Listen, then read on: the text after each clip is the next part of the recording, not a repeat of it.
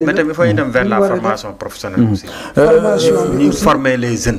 ñu am métier sànq mu ngi wax parce que école de formation yi. ñi dem former wu ji.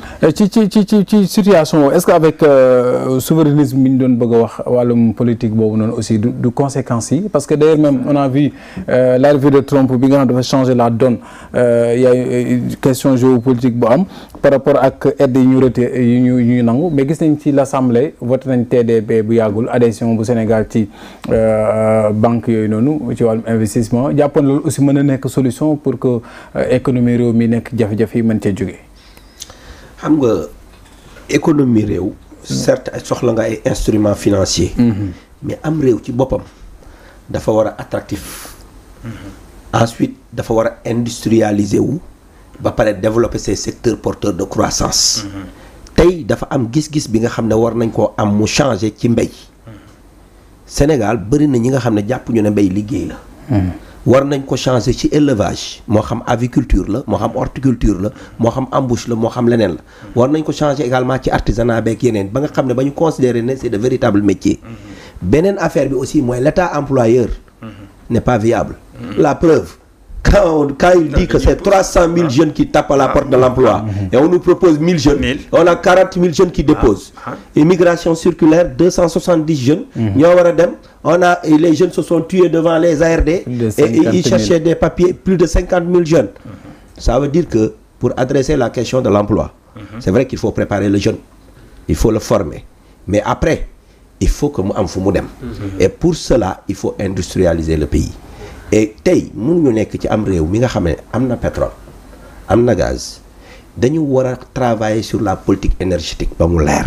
parce que tey sénégalais yi noppi nañu 1 an parce que depuis le 10 juin ba léegi chaque jour ñu am 100 000 barils de pétrole chaque jour te sénégalais yi ñi ngi ne tekk courant baa ngi cher ñi ngi ne tekk ndox nu mu tuddati essence baa ngi seer. mais commercialisation dafa commencé. yàgg na essence baa ngi seer nit ñi ne tekk mais ñun on l'a pas senti. gasoil baa ngi seer nit ñi ne tekk. ordonnance yi.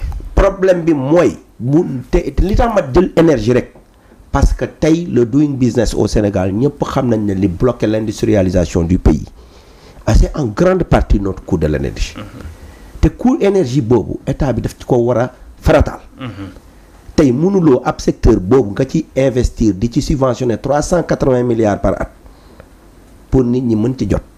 te doo ci bàyyi xel te doo ci liggéey ñi jiitu woon ñëpp fekke wuñu pétrole fekke wuñu gaz yàlla def na bi pétrole bi première baril bi moom bi ñu koy joxe. boobu moom fekk na maa ngi nekk DG bàyyeeguma woon. président moom lañ ko jox. gaz bi aussi bi ñuy def le. GNL bi ñoom ñoo njëkk a indi par kii bi. non pétrole bi moom loolu yooyu débat yooyu passé nañu GNL bi également même chose mais aujourd'hui keroog premier ministre bi mu ñëwee assemblée nationale am na annonce bu mu fa def ci renégociation yi xam nga boo xoolee le projet de GTA am na ci gaz bi lu ñuy tuddee consommation domestique maanaam Mauritanie da cee am ñun ñi am ci dañ cee am lu ñuy tuddee 35 MMCF 35 MMCF c'est l'équivalent de 250 mégawatts d'électricité comprendre nga lu ma la 250 mégawatts yooyu loolu moom moo justifié ñu créer Ndar énergie. D'accord. boo xoolee fan yi RGS le réseau gazier du Sénégal attribué na benn appel d'offre bi nga xam ne presque 100 et quelques milliards pour ñu defar tronçon de gazoduc bi nga xam ne mooy jóge ci point de livraison GTA bi ba ci centrale électrique bi li taxoon ñu élaborer la stratégie gaz to power c'est parce que on sait que booy defar mburu xam nga mburu boo ko bëggee wàññi looy wàññi farine doo wàññi levure doo wàññi xorom boo wàññee levure ak xorom du tax mburu wàññeeku waaye boo wàññee farine mburu wàññeeku bañ a wàññeeku fii aussi boo bëggee wàññi électricité combustible bi ngay wàññi parce que le combustible c'est 70% du coût énergétique pour rappeler que le prix de l'électricité le prix de toutes nos énergies il y a une partie énergétique et une partie non énergétique composée de la fiscalité bi aussi dafa rëy loolu yëpp moom la ñu war a tegaat ci table bi comme rebasing dafa xew ñu rebasing yëpp xoolaat ko ba nga xamante ni état bi dina mën a am ay koom mais dina inverser sax balance commerciale am nga xam ne SAR dinañ ko moderniser ba mu produire lu doy pour que désormais ñun dootuñu jëggaan benn litre carburant mais dañuy inverser sax la balance commerciale ba nga xam dañuy exporter. di jaay mu dem ñuy jaay ay Mali ak yeneen yu demee noonu. mais bu ñu toogul. di jouer yenn yeeg affaire yu demee noonu. waxtaan déwén dinañ fi toogaat fii. mais est-ce que renégociation yi tardewul affaire yi tamit. renégociation bi loolu noonu boo bëggee renégocier PM dégg naa mu ne bëgg nañ ko yóbbu ba 150 MMCF man de bi ma ko déggee bi ma xam luy 150 MMCF dama cee tàccu ndax 150 MMCF boo ko amee. mooy am nga 1000 mégawatts. macha allah xam nga Sénégal suñu capacité yëpp 1,8 gigawatt la muy 1800 mégawatts. ça veut dire quoi ça veut dire que ne boo génnee stock de sécurité production de sécurité capacité bi li ñu soxla dëgg-dëgg ay 1300 la ay 1400 donc soo amee 1000. bu origine gaz. nga boole ci hydroélectricité bu Manantali.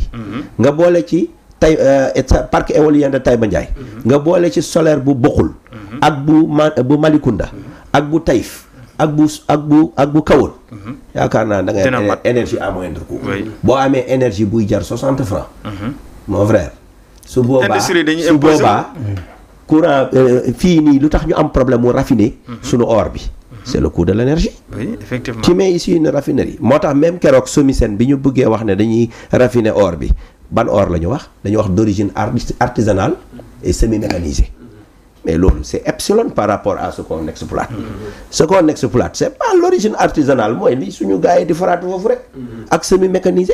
mais ñi nga xam ne ñoom ñooy produire dëgg-dëgg ils ont besoin de raffinerie. énergie moom mooy très cher et qui d'énergie pour pouvoir raffiner ça sur place. et mettre ça sur le marché sénégalais et africain. C'est la même chose avec la bauxite de Guinée. Si jamais on avait de l'énergie à moindre coût au Sénégal, vous pensez que les Canadiens ils vont prendre la bauxite, l'amener jusqu'au Canada uniquement pour travailler ça et ramener ça en Afrique pour vendre, alors que la seule valeur ajoutée c'est l'énergie. Ils vont s'installer au Sénégal dans nos zones économiques spéciales. Ils vont créer des emplois pour nos jeunes et nos femmes. Parce que il faut que ñu am une porte d'entrée. État bi daal dañoo war a lisible ñu am une porte d'entrée. mais ñun suñu porte d'entrée c'est l'énergie. On va travailler énergie bu wàcc. bu énergie bu wàccee réew mi industrialisé wu. Comme léegi nous sommes devenus un pays pétrolier et gazier et d'ici 25 ans on va produire, nous allons développer les métiers du pétrole et du gaz comme Sonatrach ni mu ko defee. Aujourd'hui boo demee Algérie la Sonatrach emploie 150 000 personnes. C'est le premier employeur public. Machallah. Mais quand on se met là à dire que l'État est en train de recruter 1000 volontaires à 100 000 francs le mois, ça fait 1,2 milliard l'année, c'est pas de l'ambition pour moi. Kon da nga gis ne base de développement bi yëpp ci énergie bi lañ ko bëgg a reposer. Que pour ñu am industrie am usine, il faut que le coût de l'énergie mu wàcc. Il faut que ñu am une politique énergétique claire. Sénégal voté na la stratégie Gas to Power, adopté na ko depuis 2018. On a Yakar Teranga. Yakar Teranga est une découverte qui est déclarée. ba pare ne am nañ fa 20 TCF. te ñu BP li nekkoon problème am. pour moom buggul woon développer Yakar Teranga c'est parce que jubawuñu woon ci concept de développement bi. parce que BP moom marché international la gën a wóolu. moo tax sax muy def GNL di dem di ko jaay pour rentabiliser son projet. mais ñun li ñu intéressé c'est la consommation intérieure. ñun li ñu intéressé mooy gaz bi. à travers les réseaux gaziers qu'on va mettre en place. ñu jël ko dugal ko moo tax stratégie bi ba ñu ko voté. dañoo créer benn société bu tudd RGS réseau gazier du Sénégal nga xam ne moom moo war a def pipeline yépp yóbbu ko ci centrale Sénélec yi. D'ailleurs sax loolu sax ñu anticiper woon ba centrale bi nekk fii West African Energy 300 mégawatts muy fonctionner au gaz. bi Ndar Énergie 250 mégawatts muy fonctionner au gaz. Mboro ñi ngi fay waaj a def benn centrale 500 mégawatts muy fonctionner au gaz loolu rek boo ko passé nga 1000. parce que aussi bis bu ñu demee ba am ci énergie nous allons beaucoup plus consommer et si nous consommons beaucoup il faut encore augmenter la production. loolu moom moo tax Sénélec def un programme de transformation de l'ensemble de ces centrales pour ñu mën a fonctionner au gaz. Donc la stratégie elle est très claire, le plan il est très bien tracé, d'ici là il faut s'y mettre et ça demande beaucoup de ressources.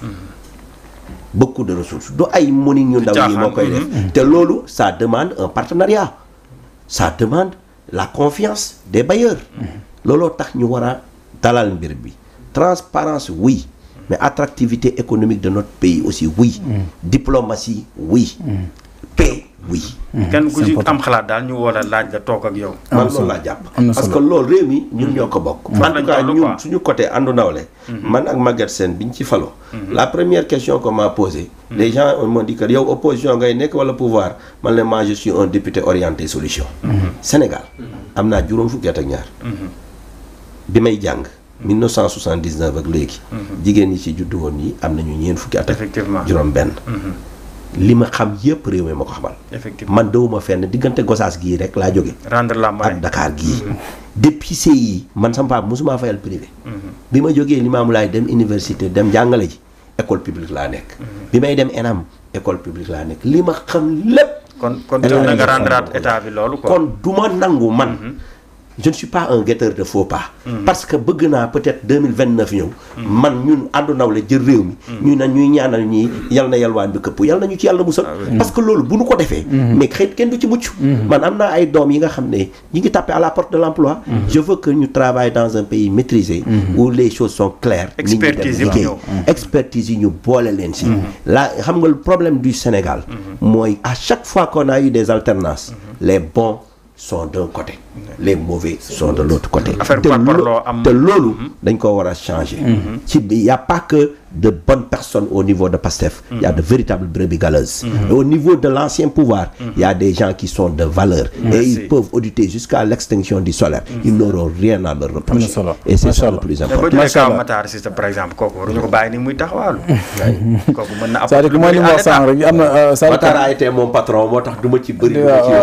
il a été mon ministre. mais xam nga kooku rek ko soxla. C'est une compétence quand même qui peut être utilisée par l'intérêt supérieur du Sénégal. Descendre à l'Assemblée nationale par rapport à la gestion foncière avec la proposition beneen proposition de loi Amadou moom mooy Amadou proposition c'est pour suspendre lu jëm ci li nga xam ne moom moo di compétence voilà surtout ça en tant que élu local en tant que aussi nekk président conseil départemental nekk actuellement maire de Gossas loolu aussi am ngeen ci donte dans suñu zone boobu moom laf cat dégguñ fa vraiment ces genre de problème là mais aussi ça vous interpelle vous tous.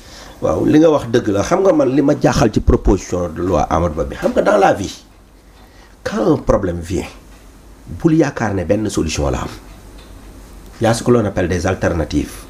Qu'est-ce qui se passe booy wax la gestion foncière qui sont les acteurs tey prenons un seul acteur qu'il veut sanctionner moom muy le maire.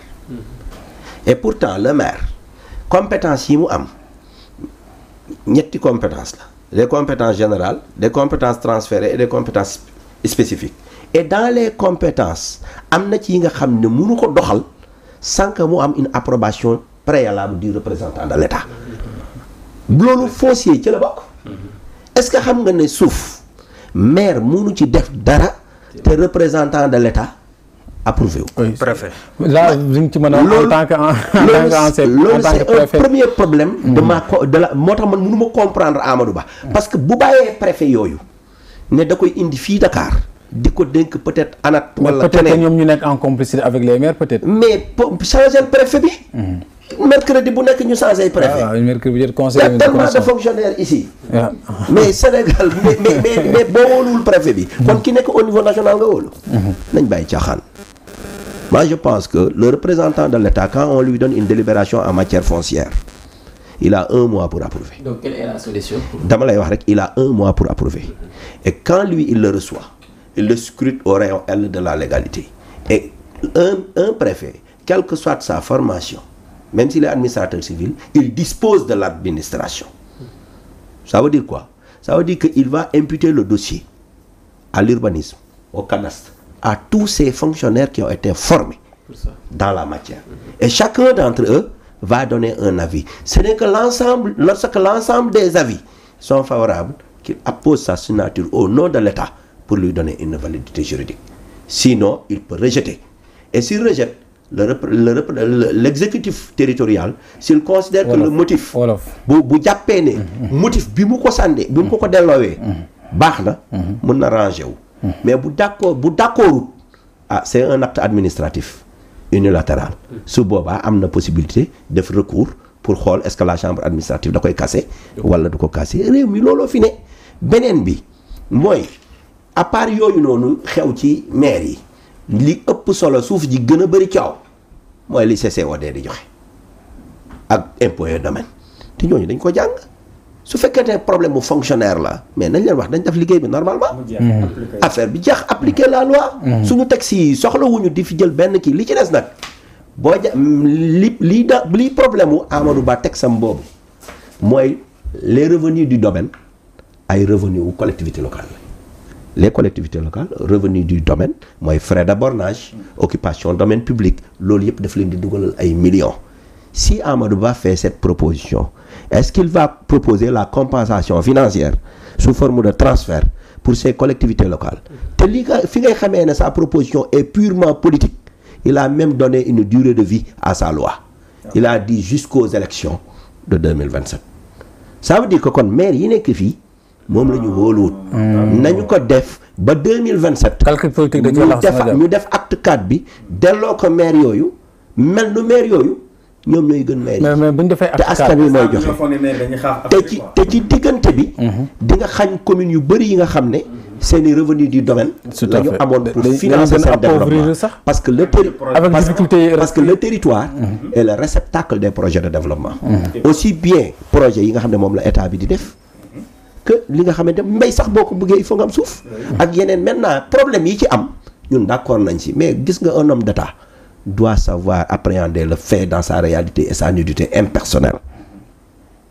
Texte yaa ngi fii man dama gis ne préfet bu jotee texte ba préfet bu jotee ab demande d'approbation au maire suite à une délibération mais il a 1 mois pour saisir même le ministre de l'Intérieur sur voie et même pour saisir le ministre des collectivités tu as 1 mois pour nga def li ngay def donc où est le problème te dem nañ fi ba affaire bi du léegi la mës a am problème dem na ba dëgëroon ba président Macky Sall jëloon sax beneen mesure le niveau d'approbation la xam nga le représentant de l'État ils ont choisi que ce soit le préfet mais moom dem na ba ne su fekkente ne ëpp na 10 hectares la mën nañ kaa yemale ci sous-préfet 20 hectares day dem ci préfet boo ëppee 20 hectares day ñëw ministère day ñëw au niveau du secrétariat général du gouvernement foofu la ñuy enregistrer l'acte loolu yëpp c'est des tamis pour permettre vraiment de regarder tout ça filtrer ko xool ko li ci des aussi mooy bu ñu lay délibérer suuf day am objet buy tax ñu délibérer ko mais su fekkente ni nit ki dañ ko defal par exemple délibération pour béy ñu ba pare les mêmes autorités administratives autoriser ko pour mu lotisser mais y a un problème. Ça veut dire qu'il y a quelque part un fonctionnaire qui n'a pas fait son job. Quelque part. man daal pour man suñu texte yi nañ ci def ndànk Sénégal ñoo ko bokk maire yi bu fekkee yàlla dogal na war na noo nekk maire daanu nekk maire. waaye nag maire yi de ils ont été élus de la même façon que le président. Merci. mais ku ko def mais un maire. il n'est pas dans l'impunité. Un maire n'a pas un privilège de juridiction. Un maire n'est pas protégé. amul immunité. tey boo faree ci benn parti par exemple benn maire far ci benn parti au pouvoir. waaw daf benn affaire da ngay gis dara du ko ci fekk. waaw mais loolu mooy li ma la wax rek. doyen wax na ko sànq moo tax président Diomaye bi mu ñëwee def assise de la justice. mais ñëpp ko rafetlu parce que gis nga réew bu amul justice baaxul. comprendre nga li ma la wax. aujourd'hui ces problèmes là yi ñuy wax xam nga kii tudd na léegi département Gossas mu ne amul problème yooyu. mais ay quelques points la ci Sénégal rek. man yor naa la cartographie des problèmes fonciers du Sénégal. bi nga xamante département bu nekk. problème ba fa am problème ya fa am xam nañ ko. mais nañ ko réglé. parce que président aussi moo fi waxoon ne. parce que dossier yi mu doon jot yëpp problème mu foncier mooy. la solution mooy li ma la wax. xam nga léegi y a des fonctionnaires qui ont été à la base de tout ce qu'on a fait su fekkente ne y a faute soit y a une faute de personnel. ou une faute de service. Dans tous les cas, les fautes sont sanctionnées. Les sanctions sont prévues. On peut aller même jusqu'à retirer. La preuve, on est en train de retirer, non? Hein? On est en train de retirer, non? Donc je pense que les sanctions yaa ngi fi ku ci nekk nañu xool sa bos au cas par cas ñu bañ koo généraliser. ndax man Gossas su ma déggee ne ñi ngi arrêter les compétences foncières du maire te déjà man je n'ai que 16 kilomètres carrés. J'ai tellement de jeunes kër yëpp ña ngay tasaaroo ndax dañoo peuplé ma war a lotisser plus de 1000 parcelles bind ministre de l'urbanisme lettre ne ko awuma xaalis bi nga xam ne moom laa war a lotir ndax Gossas dafa moyens yi bëriwul ma bëgg nga gunge ma ci dans le cadre du programme d'accès au logement nga xam ne boo ñu defalee ay lotissement def fa courant viabiliser ko waxuma nag lotissement yooyu nga xam ne ay borne rek la ñuy def nga xam ne day am borne amaale courant amaale ay ndox ba bu ma ko joxee jeune Gossas yi ñoom dinañu mën a tabax tey su ma déggee ne loolu noonu dañu koy dindi te man awma benn problème yii ñuy wax fële lay am day mel nu ñax mu wow la ñu jël mu lakkaale tooy am na solo loolu jaaduwul moo tax affaire bi dañu koy teg ci tànk xool autorité administrative dès lors que c'est soumis à approbation préalable du représentant de l'État nañu renforcer les capacités des autorités administratives jox leen les ressources humaines qu'il faut pour ñu mën a circulariser dossiers yi avant toute approbation. Merci beaucoup monsieur le maire mënuñu ñàkk a dugg Gossas wax aussi ci politique tuuti ànd nawle ak Maguette Sène ngeen demee ci législative yi gis nañ ne Gossas aussi élection yi fi jaar yëpp monsieur le maire macha allah da ngay jël raw gàddu gi lan mooy secret bi ak tamit lan mooy taxawaay bi au niveau de Gossas. waaw xam nga dans la vie dafa am lu ñuy tuddee le principe de l'identité et le principe de la totalité. man naka jekk damaa nangu identifié wu Gossas laa dëkk. depuis très longtemps. ancré wu. lu may ancré wu am ancrage nag am ay racines. am solo. amul benn village buy nekk ci biir Gossas booy